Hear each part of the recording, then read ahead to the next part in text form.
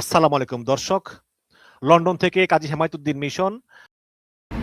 প্রধানমন্ত্রী গাড়ি চালায় আর আর কারা যেন দেশ চালায়, এই কথাটা ইদানিং খুব শোনা যাচ্ছে। আপনারা কথাটা মনে রাখবেন, কারণ আমি ভুলে যাব পরবর্তীতে।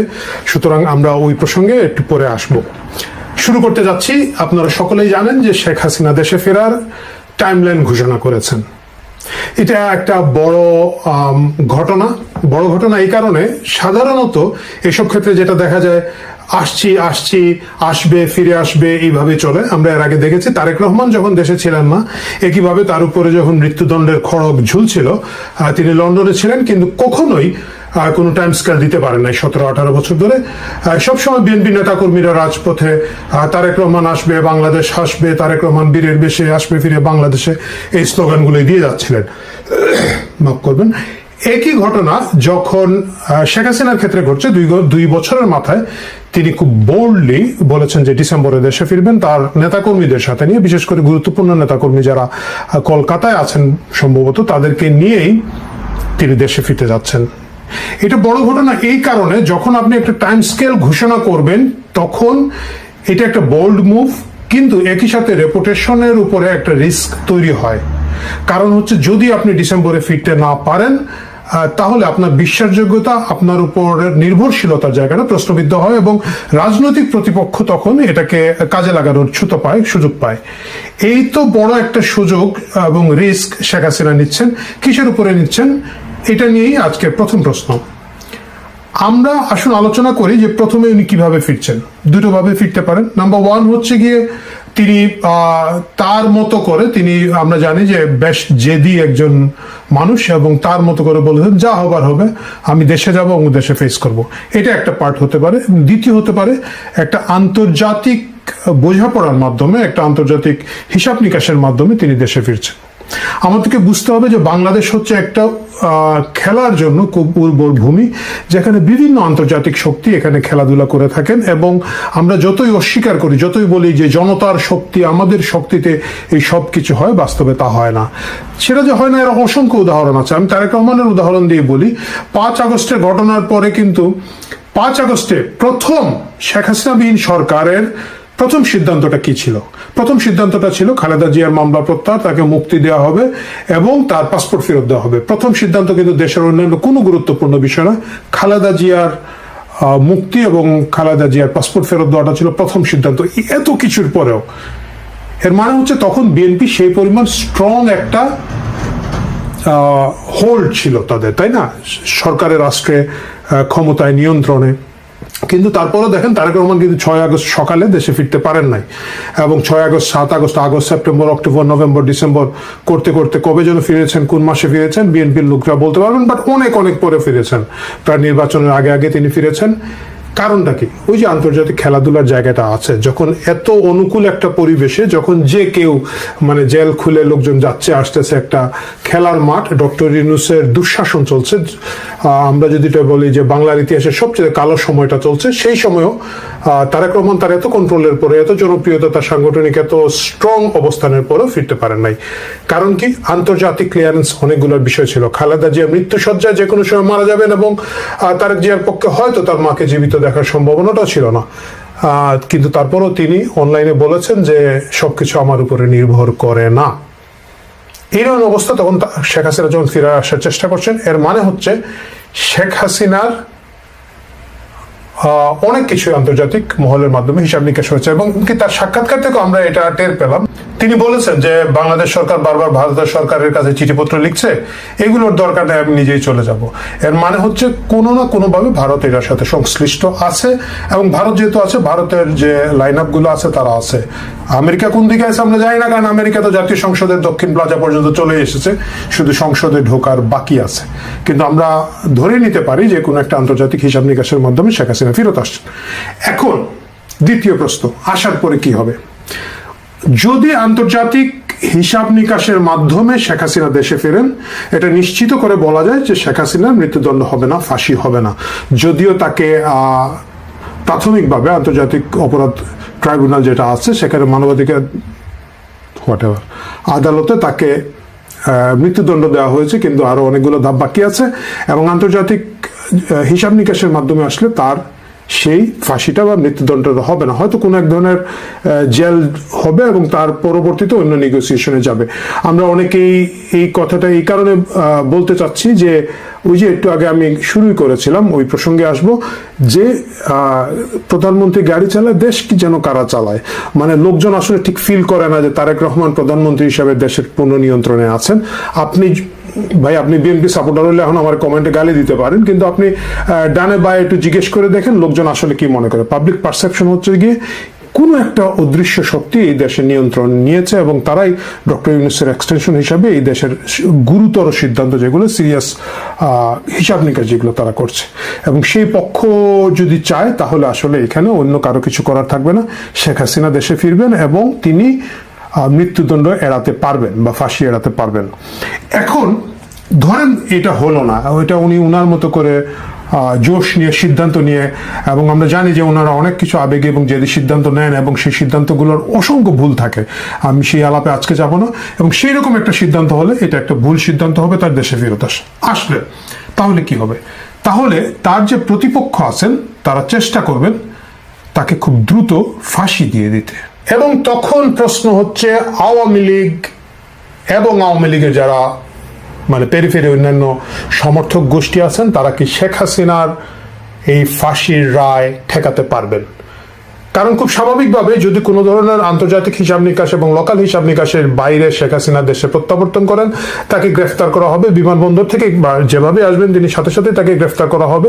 এবং যারা ক্ষমতায় আছেন বিএনপি জামাত জোট, তারা চেষ্টা করবেন খুব দ্রুত যাতে মৃত্যুদণ্ডটা কার্যকর করা হয়। সেক্ষেত্রে আওয়ামী লীগের হাতে একমাত্র উপায় হচ্ছে শেখ হাসিনার মৃত্যুদণ্ড ঠেকানোর, ফাঁসি ঠেকানোর জন্য তাকে রাজপথে এবং অন্যান্য সেক্টরে প্রবল প্রতিরোধ গড়ে তুলতে হবে। প্রশ্ন হচ্ছে আওয়ামী লীগ কি সেটা পারবে কিনা না। 5 আগস্টের পরবর্তী বাস্তবতা, যখন তাদের প্রায় 1.5 থেকে 2 লক্ষ নেতাকর্মী কারাগারের ভিতরে, কত অসংখ্য লোকজন যে পলাতক সেটা তো আমরা হিসাব করতেই পারবো না, সেই অবস্থা তাদের আছে কিনা। নাম্বার 1, আমরা দেখতে পাচ্ছি শেখ হাসিনা এই সাক্ষাৎকারে বলেছেন যে তিনি আসন ওয়ারি 300 আসনের সাথে কথা বলছেন এবং প্রায় অধিকাংশ আসনেই তার কথা বলা শেষ। এর মানে হচ্ছে শেখ হাসিনা তৃণমূলে ফেরত যাচ্ছেন এবং তিনি তাদেরকে সিগন্যাল দিচ্ছেন। আমি জানি না এই যে মিটিংগুলো হয় এগুলোতে কি আলাপ আলোচনা হয়, চেষ্টা করলে খুঁজে বের করা যায়, জানা যায়, সেই চেষ্টাটা করি নাই, তাদের আভ্যন্তরীণ এবং সাংগঠনিক ব্যাপার।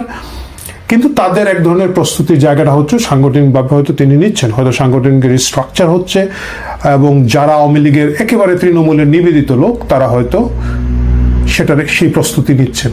আওয়ামী লীগের দ্বিতীয় শক্তি হচ্ছে যে তাদের কালচারাল ফোর্স, যেটাকে কালচারাল হেজিমনি বলা হয়, এবং প্রতিপক্ষ এটার বিরুদ্ধে খুবই খুবই খুবই বেজার বিরক্ত। 5 আগস্টের আগে এই ফোর্সটাকে আসলে প্রতিপক্ষ কাজে লাগাতে পেরেছিল। আমরা জানি যে ব্যাপক টাকা পয়সা দেওয়া হয়েছে, কিন্তু টাকা পয়সার বাইরেও বিভিন্ন অর্গানাইজেশন স্কিল দিয়ে এটাকে তারা রাজপথে নামাতে পেরেছিলেন। এখন এটা আবার আওয়ামী লীগের বিরুদ্ধে সক্রিয় থাকবে কিনা না, আমার ধারণা আওয়ামী লীগের বিরুদ্ধে এই কালচারাল ফোর্সটাকে এখন এই মুহূর্তে খুব একটা সক্রিয় রাখা যাবে না। এর কারণ হচ্ছে ডক্টর ইউনূস এই ফোর্সটাকে যদিও তখন কাজে লাগিয়েছেন, পরবর্তীতে বড় আকারে বেইমানি করেছেন। কারণ তারা দেখেছেন যে যেহেতু এই ফোর্সটার পুরো নিয়ন্ত্রণ তারা নিতে পারবেন না এবং বিকল্প ফোর্স তৈরি করতে পারবেন না, সেক্ষেত্রে এটাকে ধ্বংস করে দেওয়াটাই ভালো হবে। শিল্পকলা একাডেমিতে কি যেন সেনানিবাসের মতো একটা মিনি ক্যান্টনমেন্ট তৈরি করে রাখা হয়েছিল। কালচারাল অ্যাক্টিভিটিস একেবারেই সারা বাংলাদেশে নিয়ন্ত্রণ করা হয়েছে। বাউল টাউল শো যারা যেখানে আছেন মফস্বলতে একেবারে তছনছ করে দেওয়া হয়েছে। এমনকি যাদেরকে নামানো হয়েছিল তাদের মধ্যে ধরেন মামুনুর রশিদের মতো লোক, যেটা আমি আগের দিনের ভিডিওতে আলোচনা করেছি, তাকে প্রায় ঘাড় ধাক্কা দিয়ে মঞ্চ থেকে নামিয়ে দেওয়া হয়েছে। এই ঘটনাগুলো হয়েছে, উদীচীর উপরে আক্রমণ হয়েছে, তারপরে উদীচীর দুটো পার্ট অবশ্য, যা একটা হচ্ছে জুলাইপন্থী লালদের পক্ষে আর একটা হচ্ছে নন জুলাইপন্থী বা মৌলবাদের বিরুদ্ধে শক্তি যারা কোনোভাবেই মৌলবাদের সাথে আপোষ করবে না, সেই অংশের উপরে হামলা হয়েছে, ছায়ানটের উপরে হামলা হয়েছে। আমরা দেখেছি এই বঙ্গবন্ধুর সিনেমাটার এখানে অভিনয় করার জন্য একজন নায়িকাকে গ্রেফতার করা হয়েছে এয়ারপোর্ট থেকে কোনো কারণ ছাড়া, যদিও আরেক নায়িকার হাজবেন্ডকে তখন উপদেষ্টা করা হয়েছিল। যাই হোক, সেই কালচারাল ফ্রন্টটা এখন সেইভাবে আর কাজ করবে বলে মনে হয় না। যে আসাদুজ্জামান নূর নিশ্চিত আশা বসেছিলেন যে তিনি গ্রেফতার হবেন না, কারণ তার 14 গোষ্ঠী মিলে এই লাল বিপ্লবে সহায়তা করেছেন, তার সকলে কালচারাল, তার অফিস সহ, মানে তার ব্যবসায়িক পার্টনাররা সহ, তার অফিসে অর্গানাইজিং টিম হয়েছে, কমিটি হয়েছে, টাকা পয়সা ডিস্ট্রিবিউট হয়েছে। সেই আসাদুজ্জামান নূর সাহেবও কিন্তু জেলের ভিতরে এখন কারাগারে মৃত্যুর দিন গুনছেন, একভাবে বলা যেতে পারে। এর মানে হচ্ছে তারা প্রতারিত হয়েছেন, তাই না? শুধুমাত্র আমাদের সায়ান আপু ডেইলি, আমি দেখি যে একটা গিটার নিয়ে, আমি উনাকে খুব পছন্দ করি ভাই, কিন্তু ডেইলি একা করে উনি 1 জুলাইকে বাঁচিয়ে রাখার একটা চেষ্টা করছেন।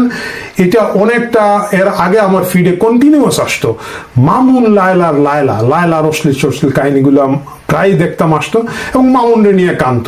ওইটা যেরকম বিরক্তর উৎপাদন করতেছে, সায়ান আপুর এই বারবার মানে একা বিপ্লব 2 হাতে ঠেকায় রাখার চেষ্টাটা কাছাকাছি লাগছে। যাই হোক, সায়ান আপুকে শুভেচ্ছা, কারণ আমার খুব প্রিয় একজন শিল্পী। সেই প্রসঙ্গে আমরা এখন না যাই। সো সবকিছু মিলিয়ে আমরা দেখতে পাচ্ছি এই ফ্রন্টটা আওয়ামী লীগের বিরুদ্ধে কাজে লাগাতে পারবে না, বরঞ্চ এখানে আওয়ামী লীগের একটা ডমিনেন্স আছে, সাংবাদিক সমাজের মধ্যে আছে। এমনকি আপনারা দেখবেন যে যারা খুব বড় লাল ছিলেন জুলাইতে, সেই সাংবাদিকরা এখন কিন্তু ইউনুসের বাটপার ছাড়া কথা বলেন না। তাদের অনেকে ইউনুস সাহেব জেলে টেলে ঢুকিয়ে নিয়ে এসেছে, এবং ব্যাপক সংখ্যক লোক সিনিয়র সাংবাদিক মানে আপনারা জানেন, সিনিয়র সাংবাদিক মানে যাদের চাকরি নাই সাংবাদিক। যেমন ধরেন আমি এখন একটা সিনিয়র সাংবাদিক দাবি করতে পারি, যেহেতু আমি সাংবাদিকতা পেশায় ছিলাম, এবং এখন সাংবাদিকতা আমার কোনো চাকরি নাই। সো এই স্পোক পার্সন গুলো কিন্তু এখন ইউনুসপন্থীদের হাত থেকে সরে এসে উল্টো দিকে কথা বলছেন। আগেই ভালো ছিলাম এই টোনটা ছলে বলে কৌশলে দেওয়া শুরু করেছেন। সুতরাং এই জায়গাটাও আওয়ামী লীগ একটা বড় অ্যাডভান্টেজ পাবে। প্রশ্ন হচ্ছে, সেক্ষেত্রে কি লড়াই অনিবার্য? সেক্ষেত্রে লড়াই অনিবার্য, এটাকে ঠেকিয়ে রাখার কোনো উপায় নাই। দেশ মোটামুটি একটা গৃহযুদ্ধের দিকে যাবে, কারণ এটা হচ্ছে একেবারেই মরণ কামড় দুই পক্ষের পক্ষ থেকে। দেশ এখন কেন সেই জায়গায় যাবে? কারণ হচ্ছে গত 5 আগস্ট পরবর্তী সময় দেশের ভিতরে যে সহাবস্থান, ন্যূনতম একটা ভদ্র সহাবস্থান ছিল, এই জিনিসটা ধ্বংস হয়ে গেছে। এটা সুকৌশলে ধ্বংস করে দিয়ে একেবারে মুখোমুখি দাঁড় করিয়ে দেওয়া হয়েছে। আগে কি হতো? আগে ধরেন একটা রেজিম চেঞ্জ হতো, সরকার চেঞ্জ হতো, একটা দলের পর আরেকটা দল আসতো, তাদের বড় যারা আছেন, ধরুন সচিবালয়ের সিনিয়র সচিবরা, সচিব টচিব, এইগুলো পরিবর্তন হতো, আর্মি পুলিশের প্রশাসনের পরিবর্তন হতো, কিন্তু সাধারণ একটা তৃণমূলের লোক যিনি চাকরি করে যাচ্ছেন, তিনি হয়তো কোন একটা রাজনৈতিক দলের সমর্থক, তাকে নিয়ে অনেকটা ওই যে আর্জেন্টিনা ব্রাজিলের মতো হাসাহাসি হতো, কি রে তোমরা হেরে গেছো, এটা। কিন্তু তার জীবন জীবিকা কখনো ঝুঁকির মুখে পড়তো না। 5 আগস্টের পরে আমরা দেখতে পাচ্ছি প্রত্যেকের জীবন জীবিকা, বাসস্থান, নিরাপত্তা সবকিছু ঝুঁকির মুখে পড়ে যায়। মানে একেবারে তৃণমূল, একেবারে গ্রামের একটা প্রাইমারি স্কুলের অঙ্কের টিচার, তাকে পর্যন্ত ঘাড়ে ধরে থাপ্পড় দিয়ে বের করে দেওয়া হচ্ছে। সুতরাং এই যে প্রত্যেকটা লোকের জীবন এখন আসলে রাজনৈতিক পট পরিবর্তনের উপর নির্ভর করছে, রাজনীতির পরিবর্তনের উপর নির্ভর করছে, এবং যার কারণে প্রত্যেকটা মানুষের এখন জান দিয়ে লড়ার দুই পক্ষে প্রশ্ন উঠে এসেছে। যে লোক কিছুই ছিল না, যে লোকরা আপনারা জীবনে দেখেন নাই, চিনেন নাই, বুঝেন নাই, সেই লোক এখন দেখবেন বড় বুদ্ধিজীবী, সে দেখবেন একজন বড় অমুক তমুক হাবিজাবি হয়ে বসে আছে। সে কি তার আসন ছাড়তে চাইবে? যারা এক্সপোজ হয়েছে জামাতের পক্ষে, সেটা একেবারে মনে করেন যে লোক দীর্ঘদিন ছদ্মবেশের মধ্যে ছিল, একেবারে তথাকথিত সেকুলার পোশাক পরে মাথায় কাপড় না দিয়ে ঘুরতো, সেও দেখা যাচ্ছে যে ডাকসু নির্বাচনের পরে হিজাব টিজাব দিয়ে ঘুরে গেছে, একমাত্র মোনামি ম্যাডাম বাদ, বাট ওনার কথা বাদ।